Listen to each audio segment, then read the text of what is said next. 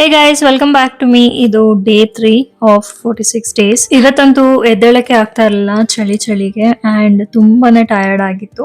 So ಹಾಗಾಗಿ late ಆಯಿತು ಎದ್ದೇಳೋದು. Almost 8 ಗಂಟೆ 8:15 ಆಗಿತ್ತು ಅನಿಸುತ್ತೆ. ನನ್ನ ನಾರ್ಮಲ್ ಡೈಲಿ ರೊಟೀನ್ನ ಏನೂ ಫಾಲೋ ಮಾಡೋಕ್ಕಾಗಲಿಲ್ಲ. So one of the very simplest day ಅಂತಲೇ ಹೇಳ್ಬೋದು. ಸೊ ಎದ್ದು ಡ್ರೈ ಫ್ರೂಟ್ ಪೌಡರ್ ಇತ್ತು, ಅದನ್ನು ಒಂದು 2 ಸ್ಪೂನ್ ತಿನ್ಕೊಂಡ್ಬಿಟ್ಟು ಅದ್ರ ಜೊತೆ ಸ್ವಲ್ಪ ಬಿಸಿ ನೀರು ಕುಟ್ಕೊಂಡೆ. ನಂತರ ಬಾಗಿಲನ್ನೆಲ್ಲ ಕ್ಲೀನ್ ಮಾಡ್ಬೇಡ, ಆಲ್ರೆಡಿ ಲೇಟ್ ಆಗಿದೆ, ಇನ್ನು ಒರೆಸಿರ್ಲಿಲ್ಲ, ನೀರು ಹಾಕಿರ್ಲಿಲ್ಲ ಬಾಗಿಲಿಗೆ ಅಂತ ಹೇಳಿ ಕ್ವಿಕ್ ಆಗಿ ಇದನ್ನ ಮಾಡ್ಕೋತಾ ಇದ್ದೀನಿ. ಹಾಗೆ ಬ್ಲ್ಯಾಕಿ ಜೊತೆ ಮಾತಾಡ್ಕೊಂಡು ಇವಾಗ ವಿಡಿಯೋ ಸ್ಟಾರ್ಟ್ ಮಾಡಿದ್ಮೇಲೆ ಸ್ವಲ್ಪ ನನ್ನ ರೂಟೀನ್ ಅಲ್ಲಿ ಸುಧಾರಣೆ ಆಗಿದೆ.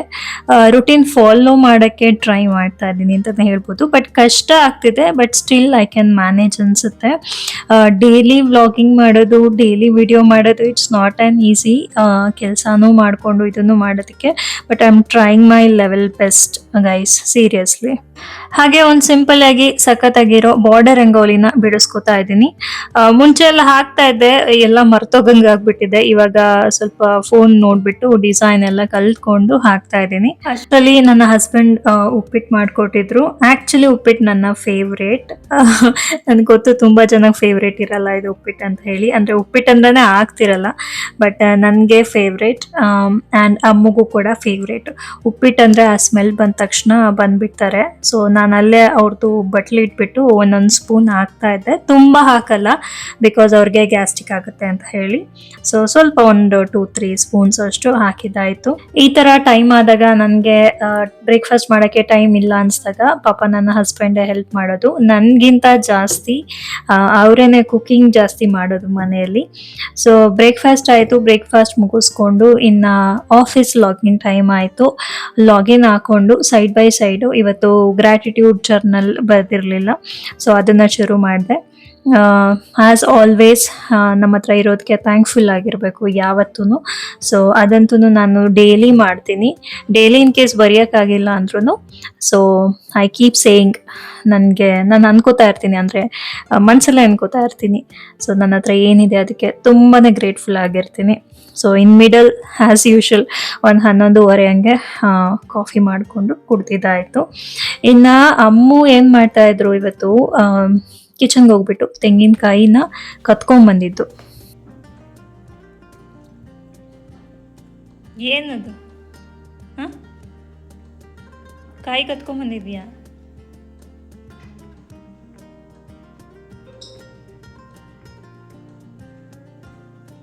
ಆಯ್ತು, ತಿನ್ನಮ್ಮ.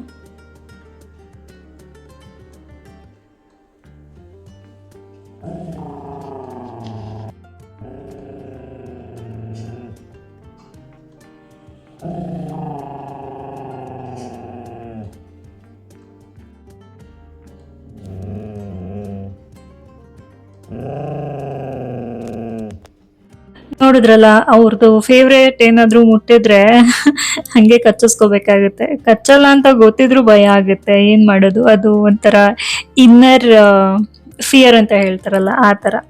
ಇನ್ನು ಕೆಲಸನ ಕಂಟಿನ್ಯೂ ಮಾಡಿಕೊಂಡೆ. ಆಲ್ಮೋಸ್ಟ್ ಇವತ್ತು ಒಂದು 4 ಗಂಟೆಗೆ ಕಾರ್ ಟೆಸ್ಟ್ ಡ್ರೈವ್ ಇತ್ತು. ಟೆಸ್ಟ್ ಡ್ರೈವ್ಗೆ ಬರೋಕ್ಕೆ ಹೇಳಿದ್ವಿ. ಮೊನ್ನೆ ಅಷ್ಟೇ ಶೋರೂಮ್ಗೆ ಹೋಗಿದ್ವಿ, ಅಲ್ಲಿ ಟೆಸ್ಟ್ ಡ್ರೈವ್ ಸಿಕ್ಕಿರಲಿಲ್ಲ, ಹೊಸ ಕಾರ್ ತೊಗೊಳೋದಕ್ಕೆ ಅಂತ ಹೋಗಿದ್ದು. ಹಾಗಾಗಿ ಇವತ್ತು ಟೆಸ್ಟ್ ಡ್ರೈವಿಗೆ ಬಂದಿದ್ರು. ಸೊ ಟೆಸ್ಟ್ ಡ್ರೈವ್ ಮಾಡ್ತಾ ಇದ್ದೀವಿ. ಕಾರ್ ಅಂತೂ ಸಖತ್ ಅನ್ನಿಸ್ತು. ನಮಗೆ ಹೆಂಗಂದರೆ ಈಗ ಹ್ಯಾಚ್ ಬ್ಯಾಗ್ಸ್ ಮತ್ತು ಸಿಡಾನ್ಸ್ ಜಾಸ್ತಿ ಯೂಸ್ ಮಾಡಿರೋದ್ರಿಂದ ನಮಗೆ SUVಗಳೆಲ್ಲ ತುಂಬಾ ಬಾಡಿ ರೋಲ್ ಅನಿಸುತ್ತೆ.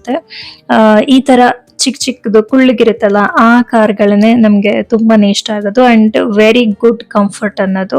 ಆಕ್ಚುಲಿ ಕಾರ್ ಕೂಡ ಬುಕ್ ಆಯ್ತು ಇವತ್ತು, ಬಟ್ ಗೊತ್ತಿರ್ಲಿಲ್ಲ ಇಷ್ಟು ಬೇಗ ಬುಕ್ ಆಗುತ್ತೆ ಅಂತ. ಟೆಸ್ಟ್ ರನ್ನಿಗೆ ಬಂದ್ರು, ಫೈನಲೈಸ್ ಕೂಡ ಆಗೋಯ್ತು.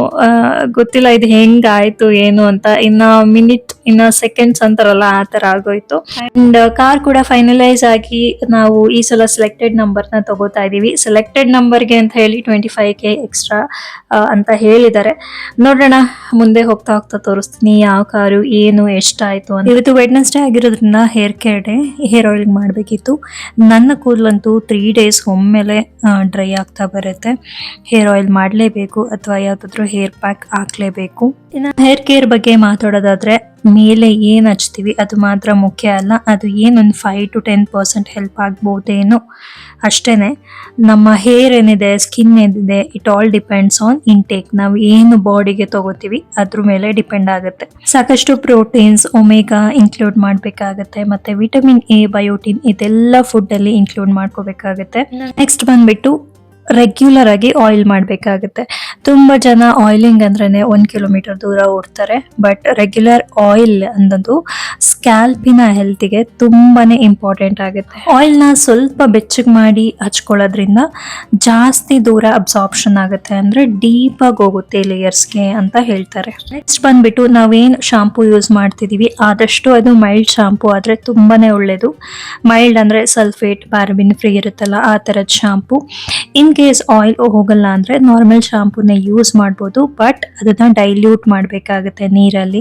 ಡೈರೆಕ್ಟ್ ಆಗಿ ಹಾಕೊಳ್ಳೋದ್ರಿಂದ ಅದರಲ್ಲಿರೋ ಕೆಮಿಕಲ್ಸ್ ರಿಯಾಕ್ಟ್ ಆಗುತ್ತೆ, ಕೂದಲು ಕೂಡ ಡ್ರೈ ಔಟ್ ಆಗುತ್ತೆ. ಹಾಗೆ ಎವ್ರಿ ಡೇ ವಾಶ್ ಮಾಡೋದು ಕೂಡ ತುಂಬಾ ತಪ್ಪಾಗುತ್ತೆ, ಯಾಕಂದ್ರೆ ಕೂದಲು ಅಥವಾ ಸ್ಕ್ಯಾಲ್ಪು ಅದ್ರದ್ದು ನ್ಯಾಚುರಲ್ ಆಯಿಲ್ನ ಬಿಡುಗಡೆ ಮಾಡುತ್ತೆ. ನಾವು ಎವ್ರಿ ಡೇ ವಾಶ್ ಮಾಡೋದ್ರಿಂದ ಆ ನ್ಯಾಚುರಲ್ ಆಯಿಲು ರಿಪ್ ಆಫ್ ಆಗಿ ನಮ್ಮ ಕೂದಲು ಡ್ರೈ ಔಟ್ ಆಗುತ್ತೆ. ಸೊ ಇದು ಒಂದು ರೀಸನ್. ಹಾಗೆ ಶಾಂಪೂ ಆದ್ಮೇಲೆ ಕಂಡೀಷನರ್ ಹಾಕೊಳ್ಳೋದು ತುಂಬಾನೇ ಮುಖ್ಯ ಆಗುತ್ತೆ, ಯಾಕಂದ್ರೆ ನಾವು ಶಾಂಪೂ ಅಲ್ಲಿ ವಾಶ್ ಮಾಡಿರ್ತೀವಲ್ಲ ಕೂದಲು ಡ್ರೈ ಔಟ್ ಆಗಿರುತ್ತೆ. ಸೊ ಕಂಡೀಷ್ನರ್ ಯೂಸ್ ಮಾಡೋದ್ರಿಂದ ನಮಗೆ ಫ್ರಿಜ್ ಫ್ರೀ ಕೂದಲು ತಗೋಬಹುದು. ನೆಕ್ಸ್ಟ್ ಬಂದ್ಬಿಟ್ಟು ತುಂಬ ಬಿಸಿ ನೀರಲ್ಲಿ ವಾಶ್ ಮಾಡ್ಕೊಳ್ಳೋದು ತುಂಬಾನೇ ತಪ್ಪಾಗುತ್ತೆ. ಬಿಸಿ ನೀರು ಏನು ಮಾಡುತ್ತೆ, ನ್ಯಾಚುರಲ್ ಆಯಿಲ್ಸ್ ಇರುತ್ತಲ್ಲ ಅದನ್ನೆಲ್ಲ ಸ್ಟ್ರಿಪ್ ಆಫ್ ಮಾಡುತ್ತೆ, ಹಾಗೆ ನಮ್ಮ ಕೂದಲಿನ ಎಳೆಗಳು ಕೂಡ ವೀಕ್ ಆಗೋಗುತ್ತೆ. ಸೊ ಮೇಕ್ ಶೋರ್ ನೀವು ಹೇರ್ ವಾಶ್ ಮಾಡ್ಕೊತಿದ್ದೀರಾ ಅಂದರೆ ಲುಕ್ ವಾರ್ಮ್ ಅಂದರೆ ಉಗುರು ಬೆಚ್ಚಗಿನ ನೀರಲ್ಲಿ ಮಾತ್ರನೇ ನಾವು ವಾಶ್ ತಗೋಬೇಕಾಗುತ್ತೆ. ನೆಕ್ಸ್ಟ್ ಬಂದ್ಬಿಟ್ಟು ಅವಾಗ ಸ್ವಲ್ಪ ಕೆಳಗಡೆ ಟ್ರಿಮ್ ಮಾಡಿಸ್ಬೇಕಾಗುತ್ತೆ, ಯಾಕಂದ್ರೆ ನಮ್ದು ಕೂದಲು ಉದ್ದ ಆಗ್ತಾ ಆಗ್ತಾ ಕ್ವಾಲಿಟಿ ವೈಸು ಕಡಿಮೆ ಆಗ್ತಾ ಹೋಗುತ್ತೆ.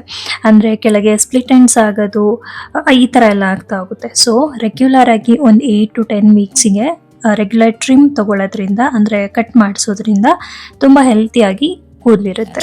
ನೆಕ್ಸ್ಟ್ ಹೀಟ್ ಸ್ಟೈಲಿಂಗ್ನ ಅವಾಯ್ಡ್ ಮಾಡಬೇಕಾಗತ್ತೆ. ಹೀಟ್ ತುಂಬಾನೇ ಕೆಟ್ಟದು ಕೂದಲಿಗೆ.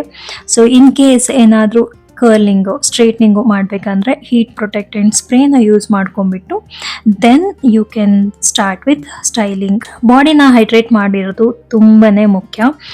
ಡಿಹೈಡ್ರೇಷನ್ ಆದರೆ ಬಾಡಿನೂ ವೀಕ್ ಆಗುತ್ತೆ, ಅಂದರೆ ಸ್ಕಿನ್ನಿಗೂ ಪ್ರಾಬ್ಲಮ್ ಆಗುತ್ತೆ, ಹೇರ್ಗೂ ಪ್ರಾಬ್ಲಮ್ ಆಗುತ್ತೆ. ಹೇರ್ ವೀಕ್ ಆಗ್ತಾ ಬರುತ್ತೆ, ಸ್ಕಿನ್ ಎಲ್ಲ ಡ್ರೈ ಆಗ್ತಾ ಬರುತ್ತೆ, ಸ್ಕ್ಯಾಲ್ಪ್ ಡ್ರೈ ಆಗ್ತಾ ಬರುತ್ತೆ. Everything depends on water. ನಮ್ಮ ಬಾಡಿಯಲ್ಲಿ 70% ವಾಟರೇ ಅಲ್ವಾ ಇರೋದು, ಹಾಗಾಗಿ ನೀರು ಎಷ್ಟು ಕುಡಿತೀವೋ ಅಷ್ಟು ಚೆನ್ನಾಗಿ ಕೂದಲಿರುತ್ತೆ. ಇನ್ನು ಮೋಸ್ಟ್ ನೆಗ್ಲೆಕ್ಟೆಡ್ ಟೈಮ್ ಅಂದರೆ ನಾವು ಮಲ್ಕೊಳ್ಳುವಾಗ ಪಿಲ್ಲೋ ಕೇಸಸ್ ಯೂಶಲಿ ಸಾಮಾನ್ಯವಾಗಿ ಕಾಟನ್ ಕೇಸಸ್ ಇರುತ್ತೆ, ಬಟ್ ಈ ಕಾಟನ್ ಏನ್ ಮಾಡುತ್ತೆ, ಕೂದಲನ್ನ ಡ್ರೈ ಔಟ್ ಮಾಡ್ಬಿಡುತ್ತೆ. So in place of cotton ನಾವು ಸಿಲ್ಕ್ ಪಿಲ್ಲೋ ಕೇಸ್ನ ಯೂಸ್ ಮಾಡ್ಕೋಬಹುದು. ಇನ್ನ ಕೂಂಬ್ ವಿಷಯಕ್ಕೆ ಬಂದ್ರೆ most of the people plastic ಕೂಂಬೆ ಅಲ್ವಾ ಯೂಸ್ ಮಾಡೋದು. ಪ್ಲಾಸ್ಟಿಕ್ ಏನ್ ಮಾಡುತ್ತೆ, ಡ್ರೈ ಔಟ್ ಮಾಡುತ್ತೆ ಕೂದಲನ್ನ, ಮತ್ತೆ ಸ್ಟ್ಯಾಟಿಕ್ ಎನರ್ಜಿನ ಕ್ರಿಯೇಟ್ ಮಾಡುತ್ತೆ. ನೀವು ಅಬ್ಸರ್ವ್ ಮಾಡಿರ್ಬೋದು, ಒಂದೊಂದ್ಸಲ ಬಾಚ್ಕೋಬೇಕಾದ್ರೆ ಕೂದಲು ಹಂಗಂಗೆ ನಿಂತ್ಕೋತಾ ಇರುತ್ತೆ, ಅದು static energy. So in place of plastic ನಾವು ವುಡನ್ ಕೂಮ್ನ ಯೂಸ್ ಮಾಡ್ಕೋಬಹುದು. ಈಗೆಲ್ಲ ತುಂಬ ಆನ್ಲೈನಲ್ಲೂ ಬರುತ್ತೆ, ನೀಮ್ ವುಡನ್ ಕೂಮ್ ಅಂತ ಇನ್ನು ಬೇರೆ ಬೇರೆ ಥರದ್ದು ಬರುತ್ತೆ. ಅದು ವುಡನ್ ಕೂಮಲ್ಲಿ ವೈಡರ್ ಕೂಮ್ ಆಗಿರಬೇಕು, ತುಂಬ ಅಗಲ ಅಲ್ಲು ಅಂತಾರಲ್ಲ ಆ ಥರದ್ದು ಇದ್ರೆ ಹೇರ್ ಬ್ರೇಕೇಜ್ ತುಂಬಾನೇ ಕಮ್ಮಿ ಆಗುತ್ತೆ. Last but not the list, ನಿಮಗೆ ಎಣ್ಣೆ ಹಾಕೋಕ್ಕೂ ಇಷ್ಟ ಇಲ್ಲ, ಕೂಮ್ ಮಾಡೋಕ್ಕೂ ಇಷ್ಟ ಇಲ್ಲ, ಅಥವಾ ಹೇರ್ ಪ್ಯಾಕ್ ಹಾಕೋಕ್ಕೂ ಇಷ್ಟ ಇಲ್ಲ ಅಂದರೆ ಒಂದು ಸಿಂಪ್ಲೆಸ್ಟ್ ಮೆಥಡ್ ಏನು ಗೊತ್ತಾ, upside down massaging method. So daily ಒಂದು 5 minutes ಅಪ್ಸೈಡ್ ಡೌನ್ ಹಾಕ್ಕೊಂಡು ಕೂದಲನ್ನ ಡೌನ್ವರ್ಡ್ಸ್ ಇರಬೇಕು. ಸೊ ಮಸಾಜ್ ಮಾಡಿಕೊಂಡ್ರೆ ಬ್ಲಡ್ ಫ್ಲೋ ಚೆನ್ನಾಗಾಗುತ್ತೆ ಆ್ಯಂಡ್ ಏರ್ ಗ್ರೋತ್ ಕೂಡ ಚೆನ್ನಾಗಾಗುತ್ತೆ. ಸೊ ಅಷ್ಟೇ ಇವತ್ತಿನ ಸಮಾಚಾರ ಆ್ಯಂಡ್ ಇವತ್ತಿನ video. You all take care. Thank you so much for watching. ಸಿಗ್ತೀನಿ ಮುಂದಿನ ವಿಡಿಯೋದಲ್ಲಿ.